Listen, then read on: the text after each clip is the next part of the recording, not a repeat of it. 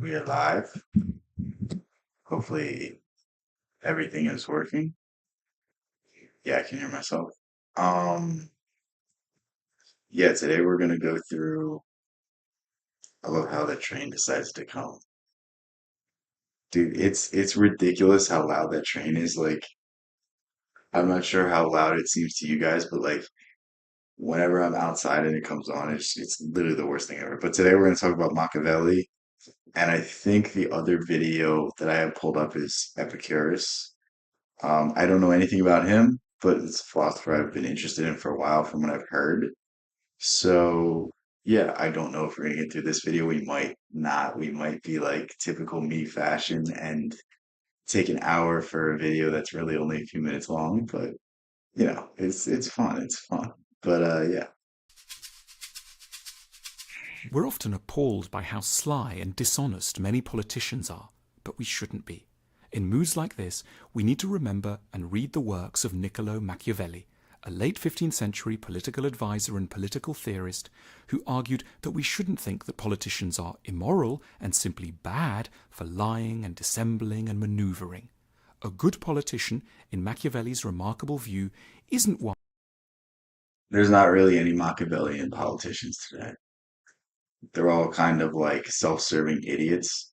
The moment that people start to facade is the moment that you have to change things up, but like people are so stuck in their ways that they don't realize this. It's so ironic that like a lot of these leaders have read the likes of The Prince or the Book of Five Rings or The Art of War, and they're so detached from these ideas in actuality. I mean, a good leader should be like humble. A good leader should be, even if you're not humble, even if you're the most egotistical bastard that's alive, like you should still appear as humble.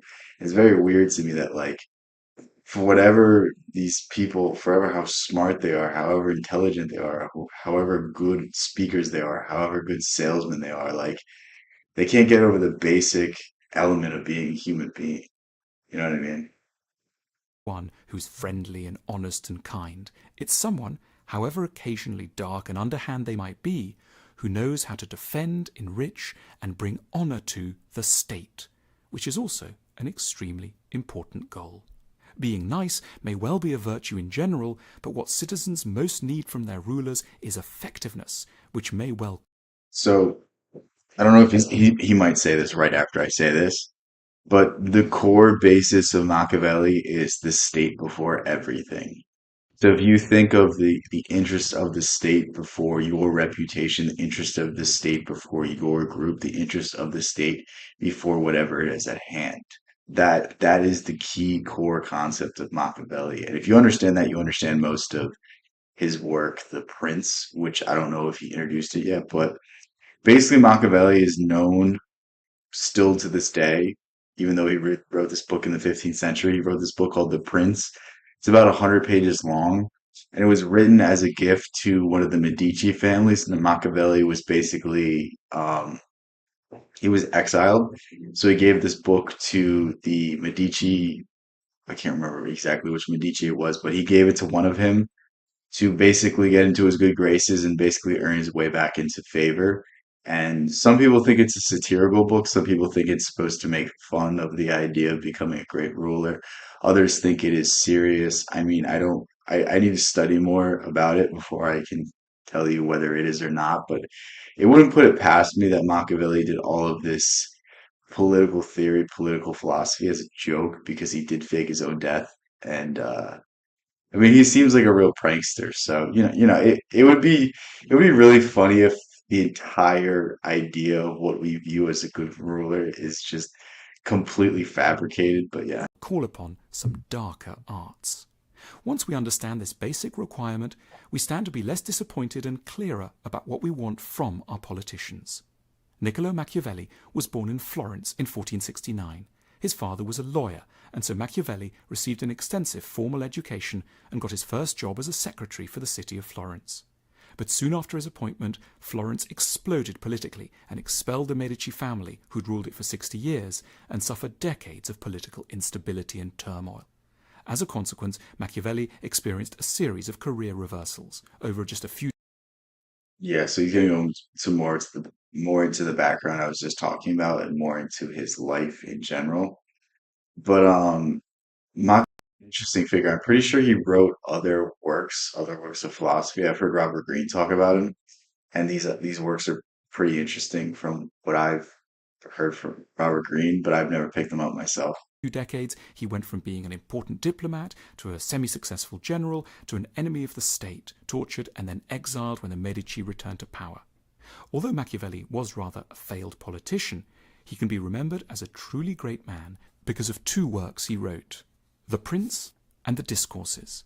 In them, he I've never attends to a read this one. central problem of politics then as now, that it's almost impossible to be both a good politician and a good person in the traditional Christian sense. Machiavelli proposed that the overwhelming responsibility of a good prince is to defend. So we'll go back to this. So this is Winston Churchill, I'm pretty sure. If I'm wrong, make fun of me. But the using Winston Churchill is the best example because Churchill was the prime minister before World War II, and basically there was like a period of time where, things weren't as brutal. They didn't need as much of a, when dictator's not the right word, a hard guy in power, a guy that was just gonna, wield the sword and do whatever he wanted and not, play any favors and, you know, just take care of business. And, Neville Chamberlain went in, basically started World War II, and then they wanted Churchill back for the war. And it's really interesting to see like um, the types of rulers that come to power in difficult times. in the traditional Christian sense. Machiavelli proposed that the overwhelming responsibility of a good prince is to defend the state from external and internal threats to stable governance. This means he must know how to fight, but more importantly, he must know about reputation and the management of those around him. People should neither think he is soft and easy to disobey, nor should they find him so cruel that he disgusts his society. He should seem unapproachably. So we can summarize everything that he just said in this one quick phrase. This is what my one of my history teachers in high school would say. He would say, "It's better to be feared than loved, but not hated." If you remember that, you remember everything by Machiavelli. So if you think of that phrase, then you can summarize a lot of his work, and we'll break it down. It's better to be feared than loved.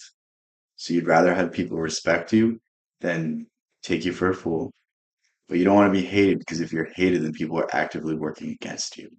You'd rather just be respected to a certain degree, not necessarily seen as a pushover so that people try to take advantage of you. They fear some retribution, they fear some consequences. But the moment that you become a dictator, the moment you become a despot, the moment that you become a brutal ruler is the moment you're quelling a rebellion. So start to think of this, especially if you have some sort of business, if you're in some sort of managerial role, if you have some power over people, like I mean, even in a friend group, like these are ideals to keep in mind. And you shouldn't be like, you know, focusing on it heavily, but like start analyzing the people in your life, start analyzing the things that you dislike about them. Like there's certain elements of human nature that have been the same and will be the same for the rest of time. And the more you can recognize it, the more you can either surround yourself with people that don't succumb to these whims of humanity as much, or you can start quelling them in yourself. You could start reducing them in yourself. You could start, in some way overcoming them. I think one of the biggest things that people need to realize is that if you're honest with yourself, if you really, really look at yourself and take an honest look, you have all the answers. You have everything you need to do. It's just most people aren't willing to do that. Most people aren't willing to break themselves down so that they can build themselves up. Most people would rather cope and point to the rest of the world and blame that instead of actively looking at yourself and start changing the things you don't like about yourself. Start changing the characteristics that don't serve you. Like if it doesn't benefit you, why do you do it? If jealousy, if retribution, if fear, if anxiety, if these things don't benefit you, why do you persist in that? Strict, but Machiavelli, reasonable. but When Machiavelli turned to the question of whether it was better for a prince to be loved or feared, He wrote that while it would theoretically be Yeah. wonderful for a leader to be both loved and obeyed, a prince should always err on the side of inspiring terror, for this is ultimately what keeps people in check.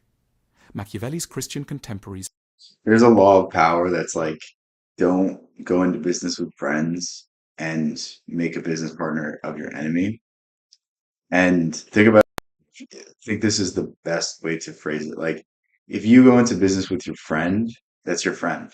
You see them as a friend. You're going to cut them more slack. You're going to be more generous with them.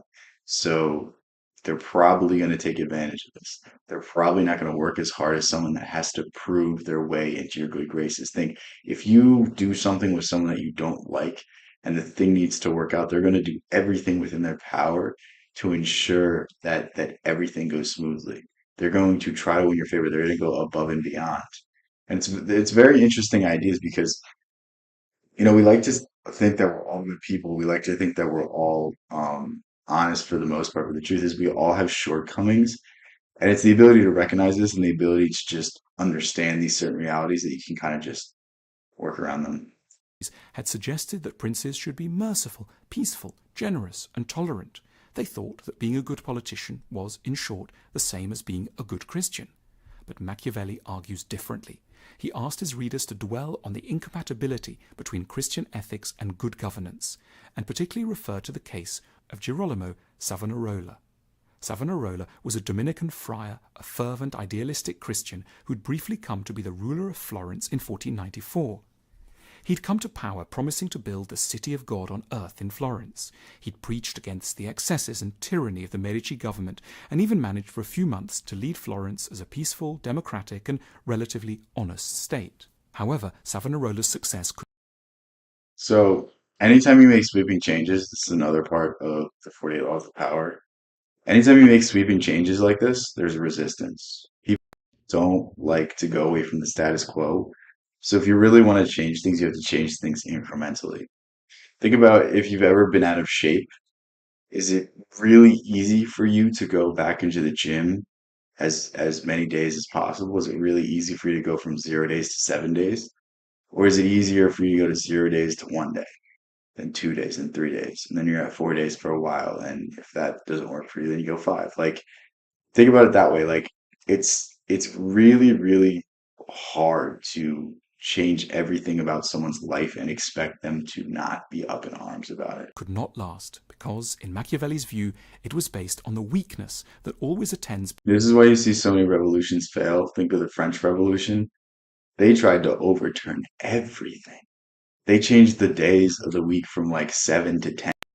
They tried to take away Christianity. They took away pretty much all forms of ideology. They tried to redistribute all the wealth. They were, you know, sending people to the guillotine for thought crimes. Like, when you have so much change, when you have so much uproar, it breeds instability. And it's think about it like this. So when you create any sort of resistance in the human psyche, it's going to show its face in some way. And usually when there's great political changes, there's great political instability, and you can't bank on that to, you know, have your way. You can't assume that, if people are upset, the bread lines are huge. Like, people aren't just going to go start rioting. It's really weird how we have these ideas that like our institutions are infallible, our institutions can never be overturned, but like it just takes like a few thousand people to be mad and then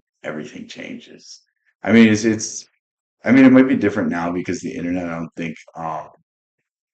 I think people have become too lazy. People have become like they take their aggression out on the computer screen instead of in real life. But like you used to see peasant rebellions all the time. You used to see it like whenever there was a famine or whenever anything was bad happened. And it's like it's interesting to see how like that anger, that rage is just taken out on social media instead. being good in the Christian sense.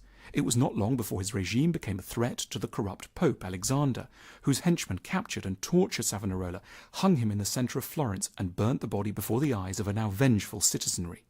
This, in Machiavelli's eyes, is what tends to happen to the nice guys in politics. Rather than follow this unfortunate Christian example, Machiavelli suggested that a leader would do well to make judicious use of what he called virtù, virtue.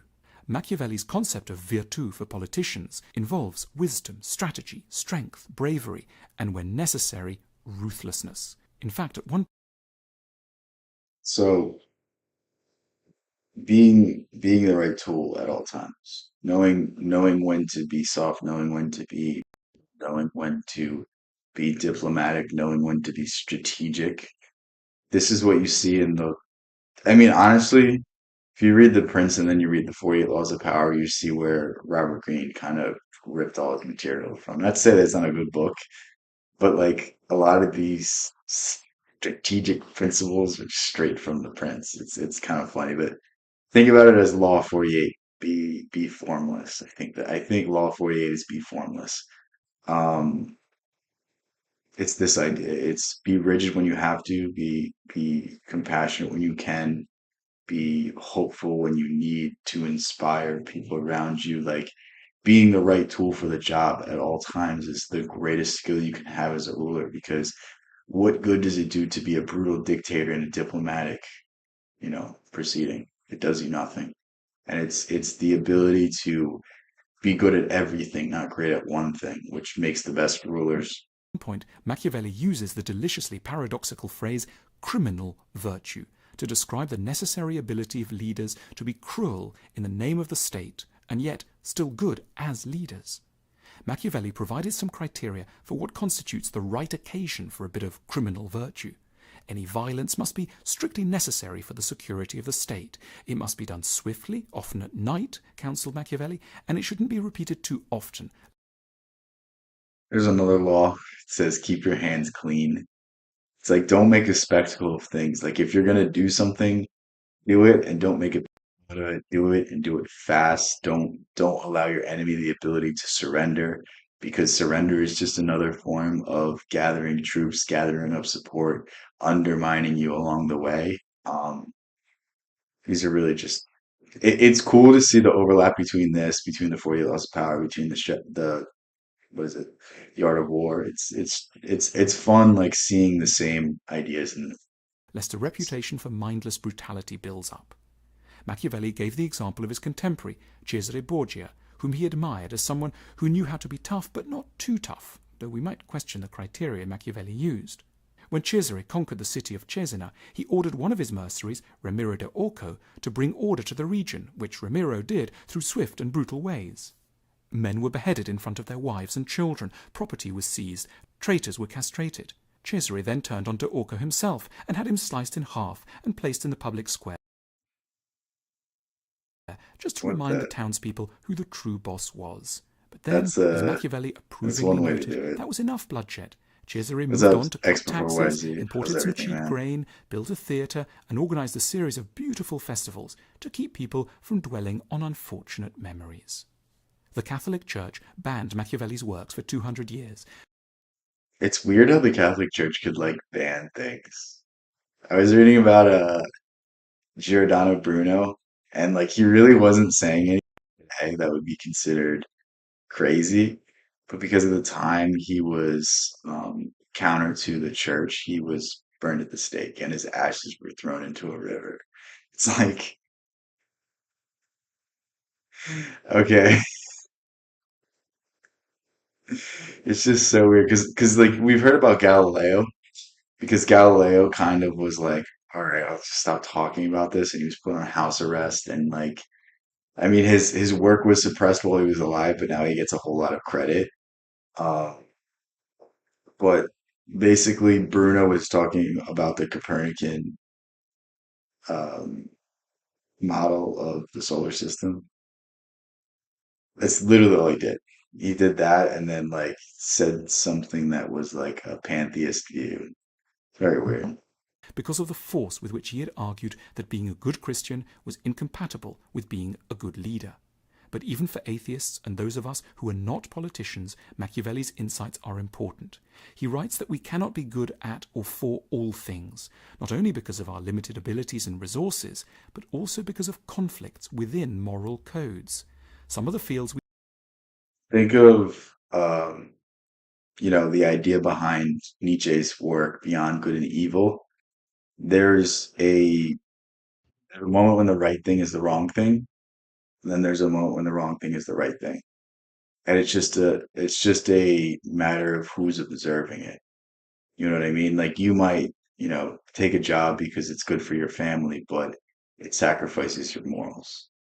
You might, you know, say something at work because it's for your morals, but now your family can't eat. Like there's clear decisions that are both good and bad, and it's really hard to objectify things and put it into one category or the other.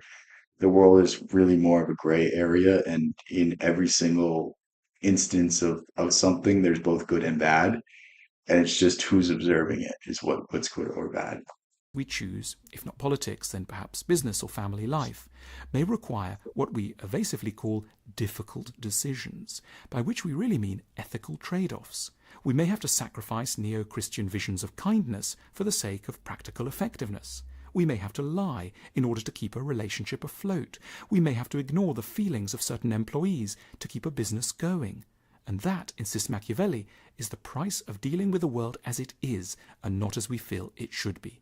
The world has continued to love and hate Machiavelli in equal measure for insisting on focusing our attention on the uncomfortable tension between two things we love.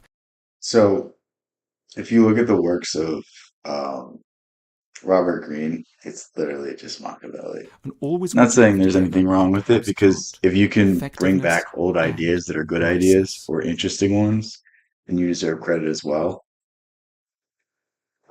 And I think he kind of did his own thing because he took a lot of Machiavelli's works and gave them modern examples and gave them was much more digestible. And he has his own really unique style, which adds to the overall thing. But like, I read Machiavelli and I'm like, okay, I see where Robert Greene gets all his material from. It's kind of funny how that works. Like you read the people that influence the people that you read, and you're like, oh, I see it now. This is a This is philosopher who this is a Greek philosopher who basically all his works were burned, I think. Either they were all burned or they were lost. You'll see why people didn't like him. helps us think about money, capitalism, and our runaway consumer societies. Epicurus was an ancient Greek born in 341 BC. What made him famous was that he spent all his life trying to work out the largest puzzle there is: what makes people happy? Philosophers before him had discussed at length what could make people good. Epicurus preferred to look at what's fun. See, it's people with ideas like this that are just like interesting to learn about. Because everyone can like sit and moan about like, what's the life, what's this, but this guy's like, what is fun? And the truth is, you'll probably find the answer before in what is fun versus what is the purpose. Because we can sit here all day and have philosophical debates of what is the greatest thing for society, what should everyone embrace to bring us all forward? Should we focus on ourselves? Should we focus on the community? Like these are all philosophical questions that have been talked about for ages, or we could just say, what can I do right now that will make me extremely happy? And why don't I go do it? It like it's so simple that the mind rejects it. And usually, an answer that's so simple that the mind rejects it is the only right one. Unfortunately, the world was bitter and bitchy even then, and when people heard that Epicurus had set up a school to study happiness, the rumours went off the scale. There were tales that the school hosted 10-course feasts and orgies every night. Epicurus was said by The school was like this, like, it was almost like a camp where there was no rules. Like, they just did whatever they wanted to, kind of. one critic to have orgasmed 18 times in a single evening in a bed filled with virgins. It wasn't true. Epicurus and his team were studying happiness, but they were doing it very soberly. The philosopher owned only 2 cloaks and lived on bread, olives, and for a treat, an occasional slice of cheese. As for the bedroom, he merely responded demurely that he'd married That's the way to love. That's the way to live. philosophy. Having patiently studied happiness for many years, Epicurus came to a set of remarks. If I'm ever single, I'm gonna be like, Oh, do you have a girlfriend? No, I married philosophy. That's such a funny answer. Remarkable and revolutionary conclusions about what we actually need to be happy. He proposed that we typically make three mistakes when thinking about happiness. Firstly, we think happiness means having romantic, sexual relationships. But Epicurus looked around and saw so many unhappy couples, their unions marred This is the, I think this is like the hopeless romantic in all of us. Like everyone thinks that when you find someone, you'll be happy before you find someone. Because if you find someone when you're unhappy, you're trying to fill that void. You're trying to put what should be happiness with yourself. You're trying to find that in someone else. The truth is, like, someone can only be a supplement to your happiness. They can only deepen your own joy. You can never make two broken pieces come together and make a whole thing. You need two whole things to make something better. You can't build a house on shaky foundations. And it's weird to me that people will want a relationship but not be willing to work on themselves, not be willing to do anything about their own issues and start resolving that. Because if you really do love someone, why are you going to put what's bothering you onto them? Why are you going to put all of your problems onto them? That's not fair to them. You want them to grow just as well as you are. So why are you dumping all of that baggage onto them? by jealousy, misunderstanding, cheating, and bitterness. At the same time, he observed how much nicer friendships are, how people tend to be so decent and unpossessive with their friends. Friendship seemed to be where human nature was at its sweetest. The only problem, Epicurus noted, was that we don't see our friends enough. The next thing we ordinarily think we need to be happy is a lot of money. But we tend not properly to factor in the unbelievable sacrifices we're going to have to make to get this money, the jealousy, the backbiting, the I think the book is Psychology of Money. I think that's what it's called. But it puts this point perfectly. It's like true wealth is being able to do what you want to do with your time. Like if you have $50,000 with complete freedom, who cares?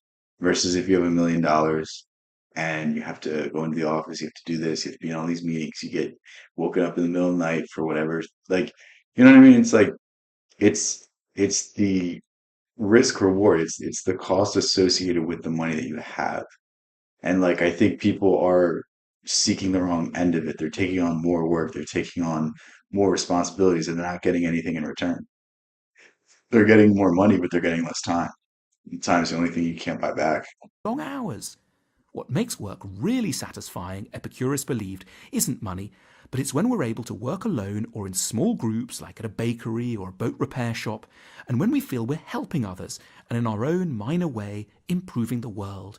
It isn't really large sums or status that we want deep down, it's a sense of making a difference. And lastly, Epicurus observed how obsessed we are with luxury, especially involving houses in beautiful, serene locations.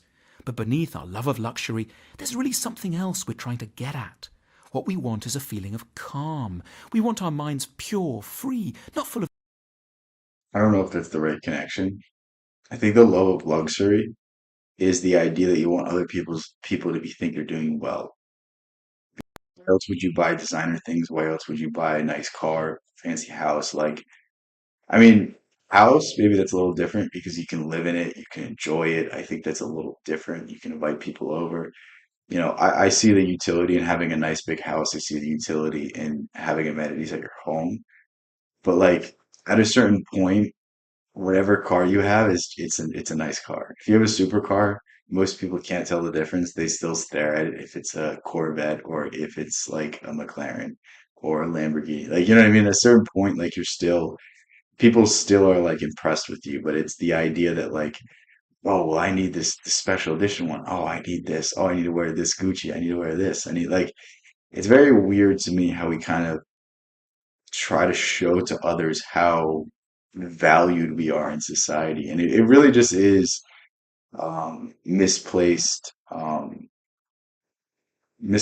like you're seeking fulfillment in the wrong place because any external effort to gain respect, any external effort to be liked or be, seen as valuable to other people is really just misplaced internal seeking. Because if you look in the mirror and you're completely happy with who you are, it doesn't matter what anyone else thinks about you.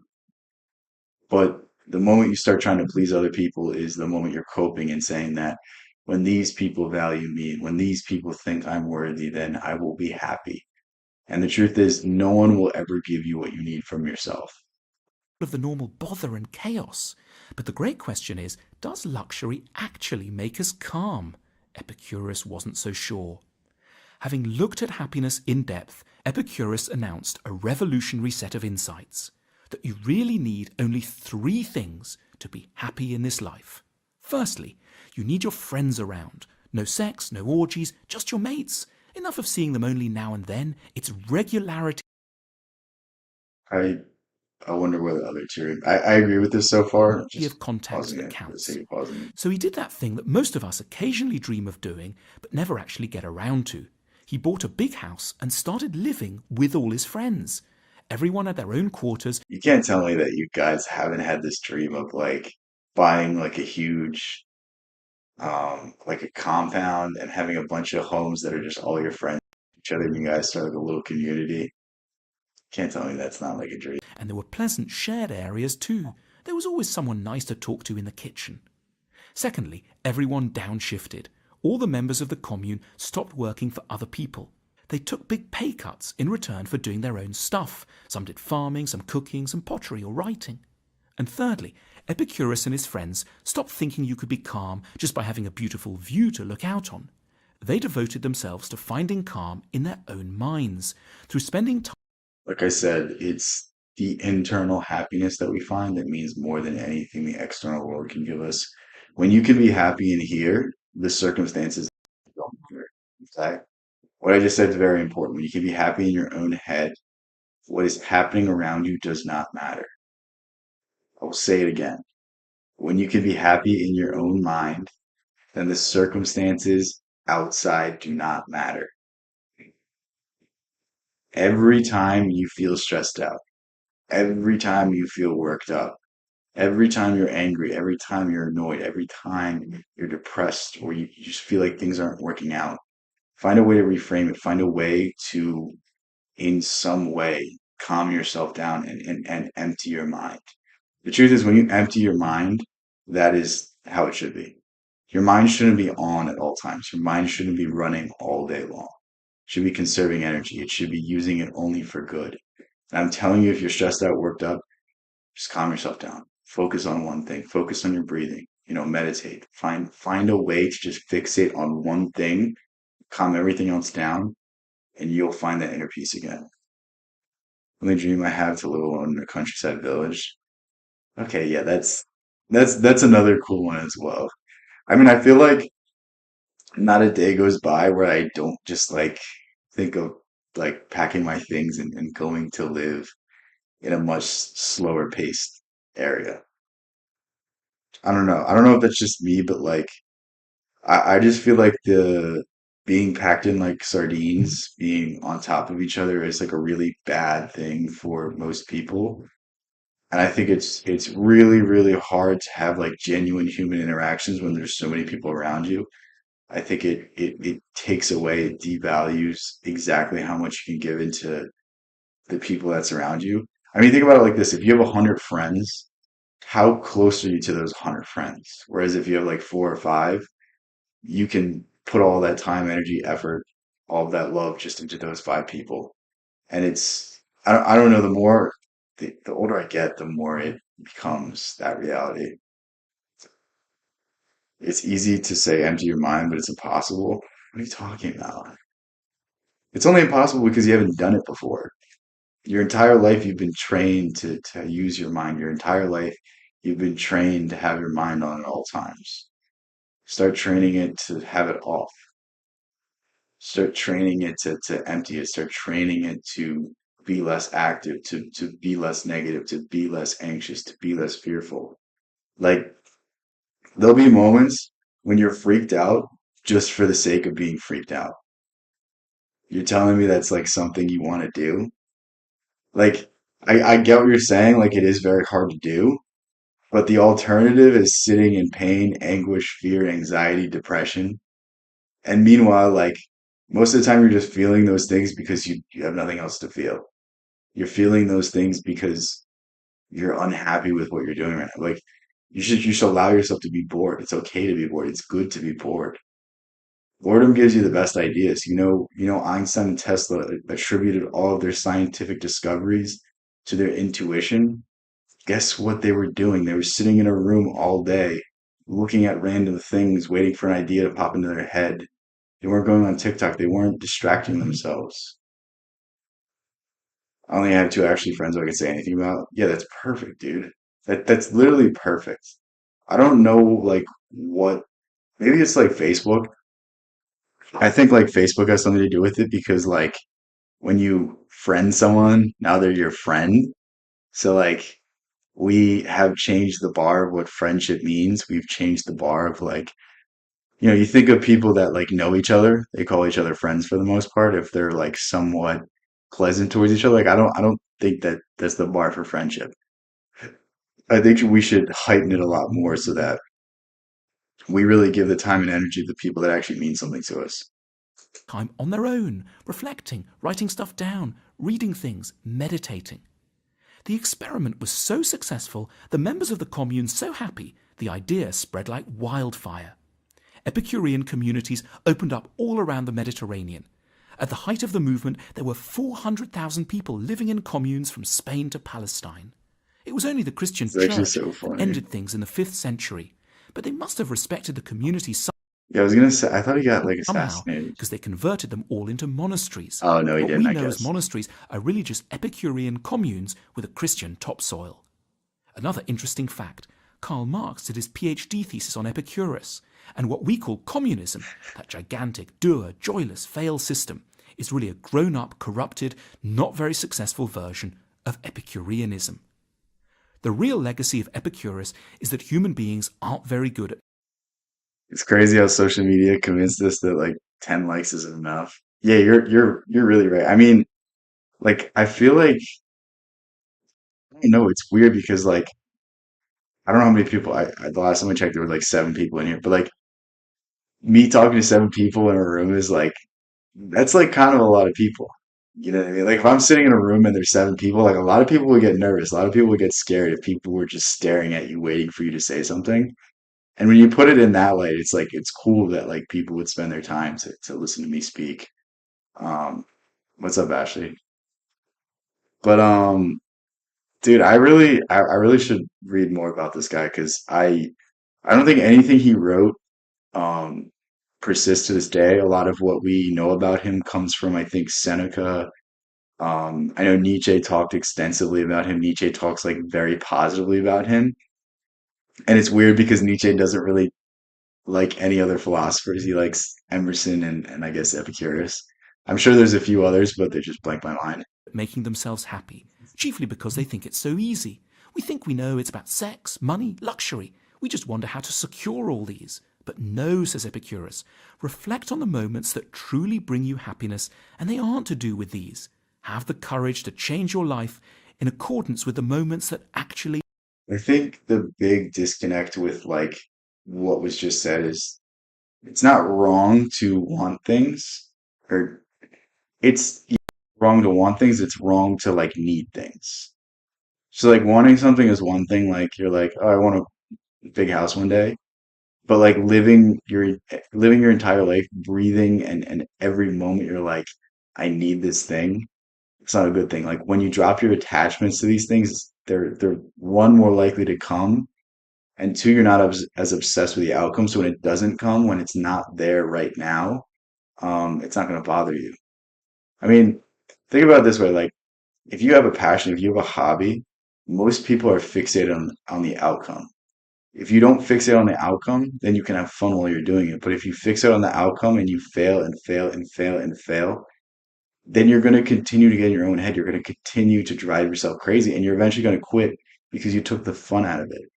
When you just obsess about what you're doing and not the outcome, when you drop all of assumptions of like, I need this level of success, I need this amount of money, like that's where you can really enjoy things. But I think people take themselves too seriously. People say, I'm this, up and coming whatever. I need to do this. I need to do that. I need this position. Oh well, I need this level of respect. It's like, man, stop thinking about things too hard. Just drop all of these attachments, drop all the need for something. Like if you need something, then it's basically a drug.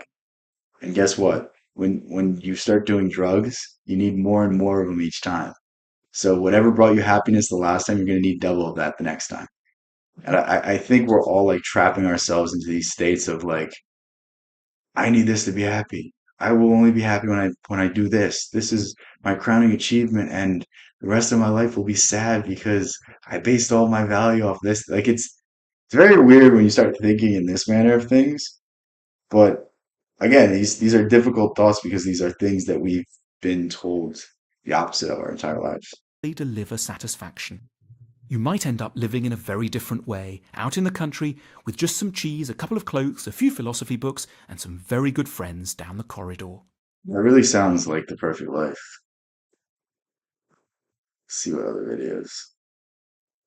Augustine, for one.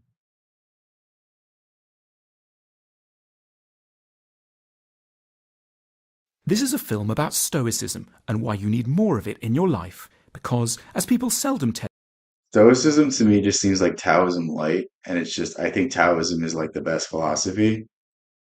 Taoism or Emerson or Nietzsche, I think those are like kind of my main influences when it comes to philosophy.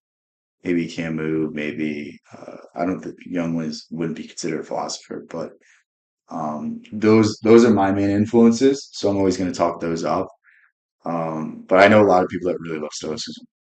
you, but we will, quietly. Stoicism was a philosophy that flourished for 480 years in ancient Greece and Rome and was popular with everyone from slaves to the aristocracy because, unlike so much philosophy, it was helpful. Helpful when we panic, want to give up, despair and rage at existence. We still honour this philosophy whenever we think of someone as brave and, without perhaps quite knowing why, call them stoic. I mean, this is probably the most famous philosophy today because Joe Rogan talked about meditations like twice, and now everyone's like, "Oh my God, I gotta read Meditations." Like I feel like I'm just a hater of anything that's popular, and I just don't like to see these ideas bastardized. So like, it bothers me. I don't know what it is because like the more I start to look at myself, the more I just start to realize that like I cope so much and like just find the negativity in anything that's like a societal norm, anything that's like super popular. So that's just me. But like, if I ever say anything counter to the pop culture, just know I'm just being. There are two great philosophers of Stoicism. The first is the Roman writer and tutor to There's three. There's Epictetus, there's Seneca, and there's Marcus Aurelius. Nero, Seneca. He lived between AD 4 and AD 65. That's right, tutor to Nero, the infamous dictator who slept with his own. He killed Seneca. He made Seneca drink poison. There was like a plot on Nero's life, and Seneca was basically implicated in it, even though he was. Mother raped young boys, and just because he felt like it, asked his old tutor, Seneca, to commit suicide in front of his own family. Nero was And our like other guide to Stoicism. Nero was like abused as a kid, and he had like a weird. I think he either hit his head or he had like an illness, and his like head got all messed up. So I think like he again he did do a lot of bad things, but I think it's like it's kind of unfair because the dude was just a loony. Like, should have been a loony bin. It's just. Is the kind and magnanimous Roman Emperor Marcus Aurelius, AD 121 to 180, who was forced to spend most of his reign on the edges of the empire, fighting off invincible Germanic hordes, but found time to write one of the greatest works of philosophy, the Meditations, in his. So, Meditations is literally just a journal. I have it right here. It's a very short book, and it's basically just affirmations for Marcus Aurelius telling himself what he needs to do. It's like so funny that it's seen as like this great work, and it's like the dude never intended for it to be published, and he'd probably be appalled that it was. Tent at night. There are two problems Stoicism can help us with in particular. The first is anxiety. When you're feeling anxious about. I think there's more than just that. I mean, you can oversimplify anxiety into a lot of different issues. I think a lot of what we do is based out of anxiety. A lot of we make are because we're afraid. Why do you get a job? Why don't you wait for the perfect opportunity to come to you? It's because you're afraid that you're going to go hungry. You're afraid that the lights are going to get turned out. Like it's like, you know what I mean? Like you can expand these to a lot of things. I think stoicism can help with more than just two problems, but about something, most people are maddening. They believe it's their duty to cheer you up. However intelligent they might otherwise be, they say things like, it'll be okay, don't worry, even cheer up. The Stoics were appalled. They hated any kind of consolation that aims to give the listener hope. Hope is the opium of the emotions and must be stamped out conclusively for a person to stand any chance of. that's so stupid. Hope and like faith are the two forces that inspired the greatest achievements of mankind. Okay? Hope is the thing that allows people to persist in spite of every single scenario in their life telling them they should give up. Like to not cling on to hope, to not cling on to faith, to not cling on to these like emotional states is to just deny one of your greatest gifts. Like that's my problem with stoicism is it becomes so rational that it avoids the emotional sides of us. Because there's there's a difference between being emotional and there's difference with that and using your emotions. Because think about it like this. Like I like to think of emotions as energy. And, let's say you're really upset. Let's say you just went through a breakup. The best thing you can do right now is go to the gym and get that anger out on the weights instead of texting her 1,000 times, instead of showing up to her house, instead of doing anything stupid. You know what I mean?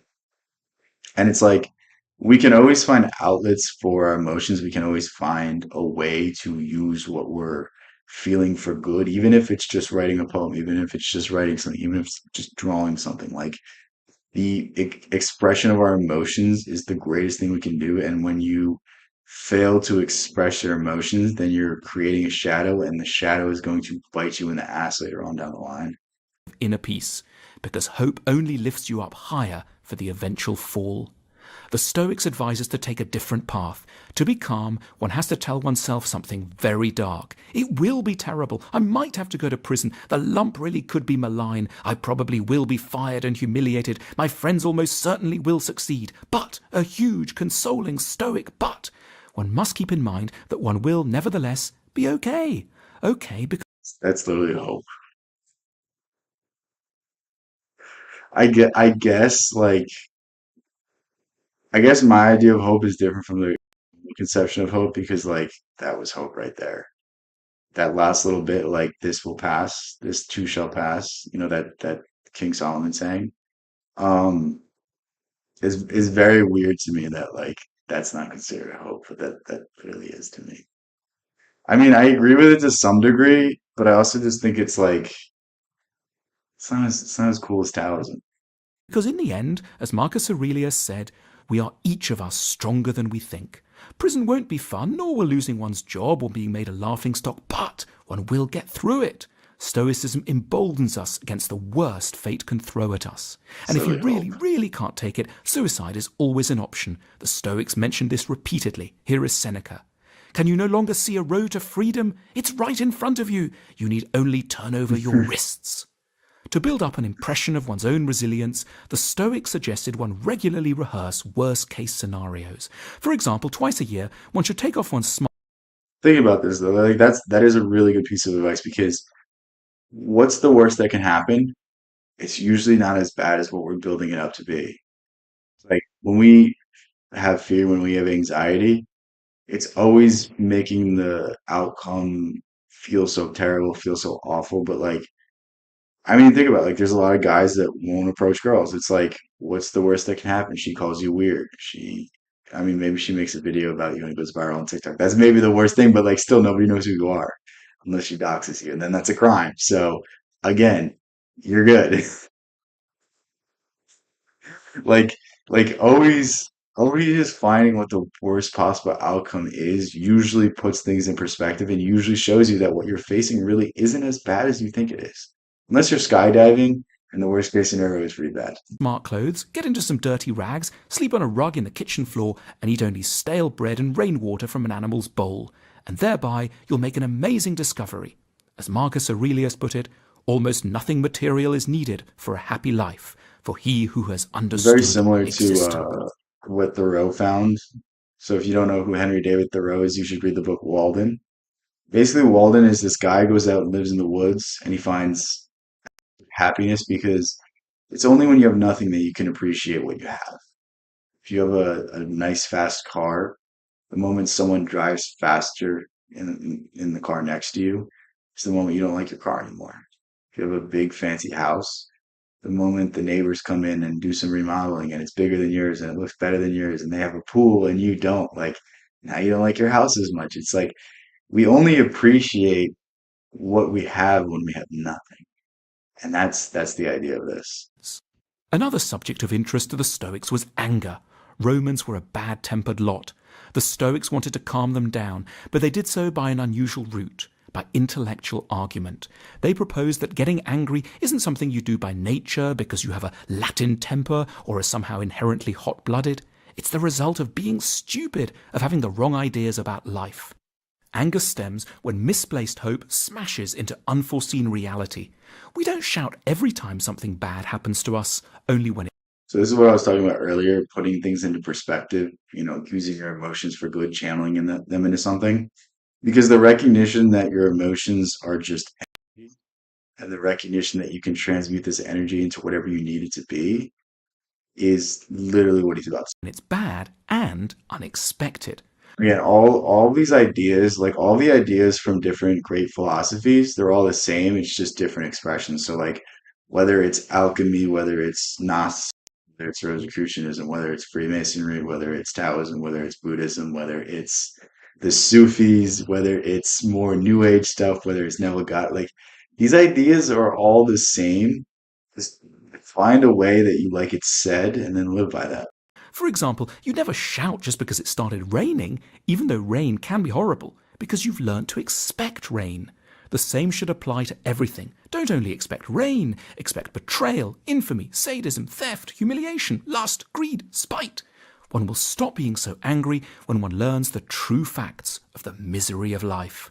The wise person should aim to reach a state where simply nothing could suddenly disturb their peace.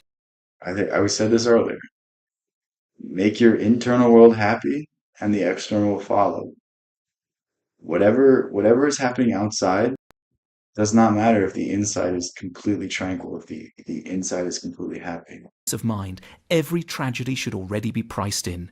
We're going to leave you with the most beautiful remark that Seneca made, just as Nero's guards were grabbing him and shoving him into a bathroom where he was meant to take a sharp knife and kill himself. His wife Paulina and 2 children were panicking, weeping, clinging to his cloaks.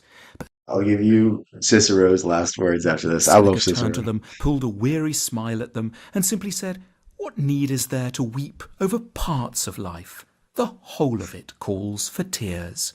We Dang, have much to learn from the Stoics. that's a good quote. So Cicero basically signed his death warrant when he wrote a scathing letter about Mark Antony, and basically he destroyed every aspect of Mark Antony's life. Said he would be the ruin of Rome. In some regards, he was right, but basically Mark Antony put out a hit on him, and the soldier that was going to kill him, Cicero said, "What you're doing is dishonorable, but do it with honor." That's such a cool way to die. But yeah, with that, I'm gonna head out for tonight. I'm kind of tired, but I'll stream again tomorrow. It'll be much earlier. So catch you guys in the next one. Peace out. Thank you for being here.